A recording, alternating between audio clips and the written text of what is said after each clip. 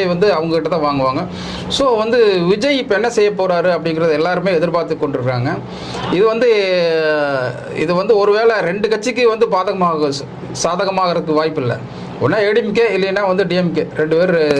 பொதுவாக விஜய் பற்றி சொல்லும் பொழுது வந்து விசிக பாமக இவர்களுக்கு பெரிய சேதாரத்தை ஏற்படுத்த முக்கியமாக சீமான் அவர்களுக்கு அப்படின்னு தானே பேசிகிட்டு இருக்காங்க. திராவிட கட்சிகள் பயப்படுவதாகவும் அஞ்சுவதாகவும் கூறப்படுகிறது. இப்போ இஸ்லாமியர் ஓட்டுக்கு 6%, கிறிஸ்தவர் ஓட்டுகள் 6%, இந்த 12% ஓட்டு வந்து கிட்டத்தட்ட 10% ஓட்டு வந்து திமுக போகிறதுக்கு நிறைய இது வரைக்கும் போயிட்டு இருக்கு. ஆனால் இப்போ விஜய் வந்ததுனால இந்த 10% ஓட்டில் 12% ஓட்டில் 2% ஏடிஎம்கே போகலாம், மற்ற கட்சிக்கு போகலாம்.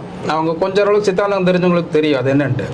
ஆனால் இன்னைக்கு அந்த 12% ஓட்டில் 10% ஓட்டு டிஎம்கே சார்பாக வாங்கிட்டு இருந்தது. இன்னைக்கு அந்த ஓட்டு வாங்குவாங்களாங்கிறது கேள்விக்குறி. ஏன்னு கேட்டீங்கன்னா விஜய்